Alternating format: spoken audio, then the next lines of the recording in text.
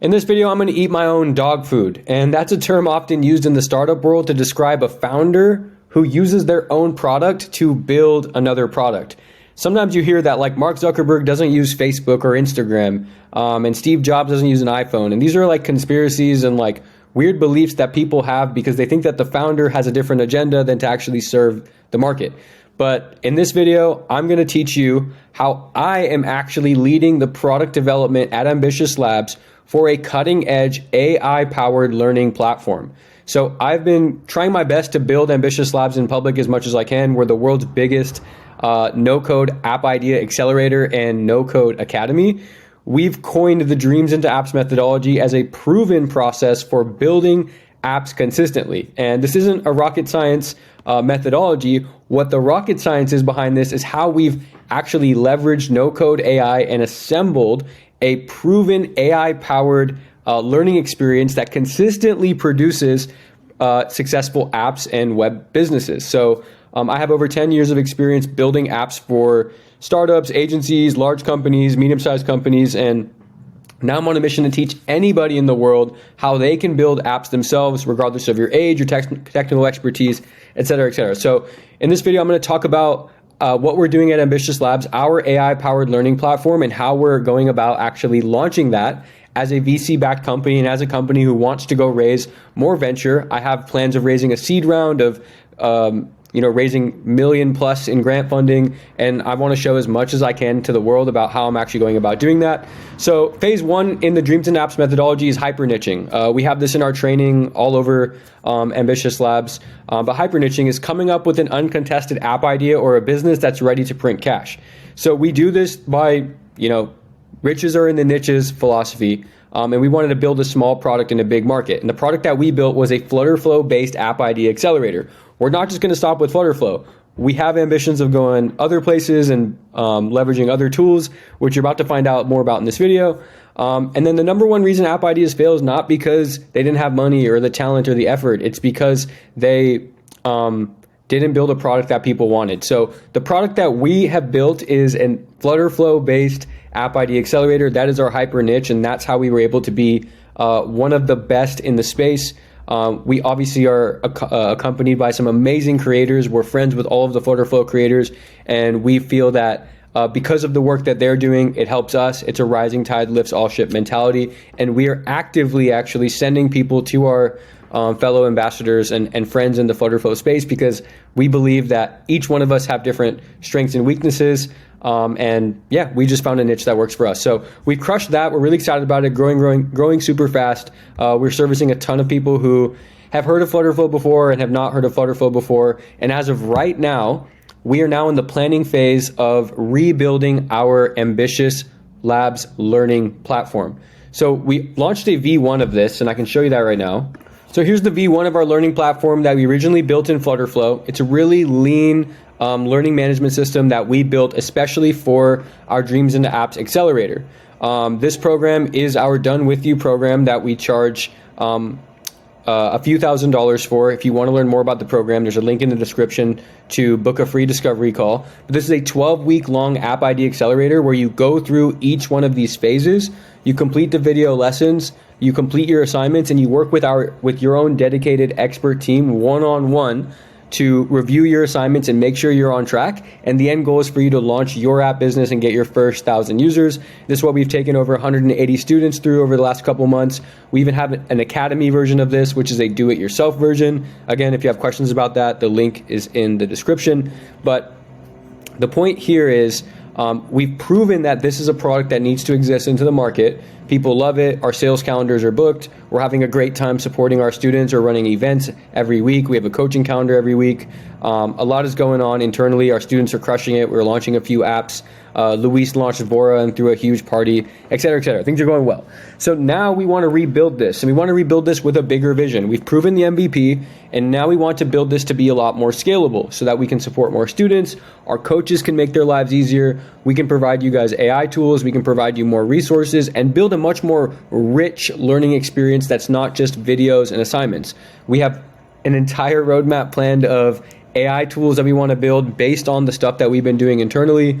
We've been building bots, we're training LLMs, we're doing a lot of cool stuff. and now we want to rebuild this. So our product manager, Zion, has put together an RFP, which is a request, a proposal document, essentially, a project requirements document. It's also known as a PRD.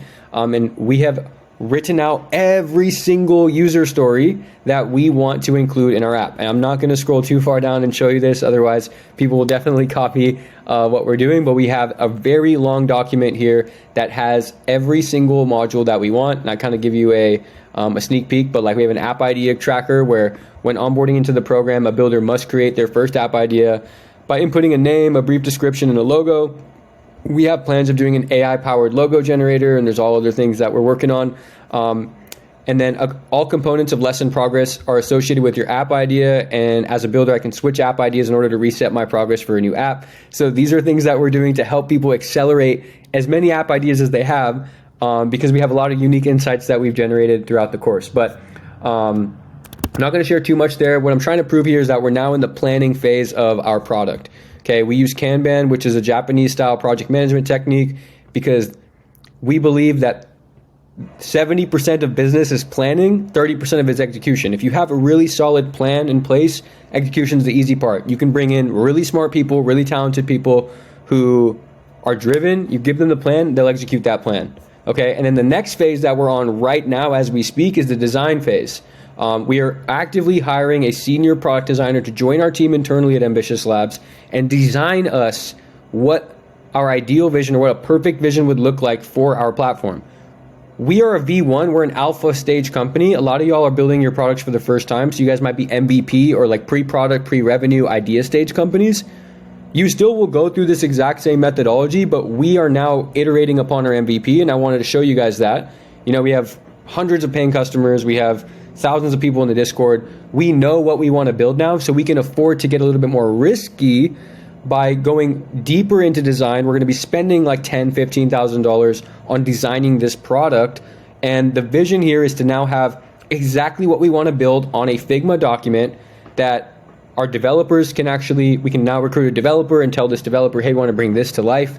We can now build out the front end using a front end tool, which we haven't decided yet. I'll talk more about that in a second.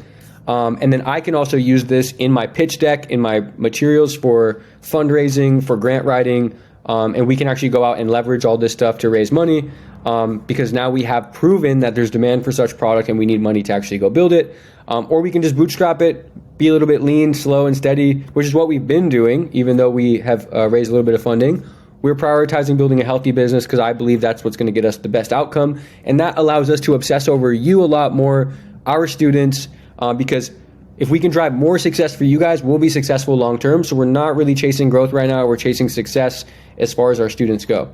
So we don't need to be graphic designers. You know, we're working smarter, not harder, by hiring a hiring a designer. But if we wanted to, we could just go find templates on the internet to like design this stuff as well. Okay, so as of right now, we're in the process of recruiting a product designer. And then the next step from here will be UI development. So now that you know what your product looks like, it's about actually bringing it to life. So we're actively looking at WeWeb.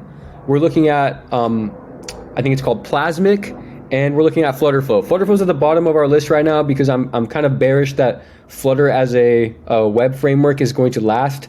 I believe that Flutter was going to continue to become better and better for web, but the native language of the web is JavaScript, just like the native language of the US is English. And people say, you know, Spanish is proliferating, you know, other languages are proliferating, but at the end of the day, you have a champion, and it's going to be English in the United States, and for web, it's always going to be JavaScript. I don't see a world right now where JavaScript is overtaken. Everything on the browser is JavaScript. That's just because JavaScript was built as the language of the internet on top of HTML and CSS. No hate against Flutterflow. I love Flutterflow. I've dedicated my life to it for the last year. But I just think JavaScript is going to be where we have to go. So as of right now, for the Ambitious Labs kind of alpha, the product that we want to raise a seed round with, we're currently on the UI development phase. So anybody that joins the Ambitious Labs program right now is working through our MVP product here, but it's super robust. People love it.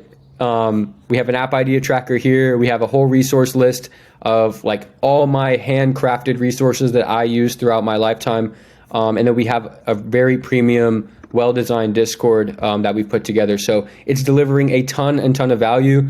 All Ambitious Labs builders get lifetime access to the platform. So when we launch the V3 is what we're calling it internally, you're all going to get access to every AI tool, everything that we've been building. And that's just how our philosophy is for building a business. And we're super excited. We're going to be following our process exactly. So I hope you enjoy me watch me eat my own dog food. My name is Alim. I hope to see you inside the Ambitious Labs Discord, or even as a student of Dreams into Apps. If you have any questions, use the link in the description, book a free discovery call with a member of our team, and we look forward to growing with you. Take care.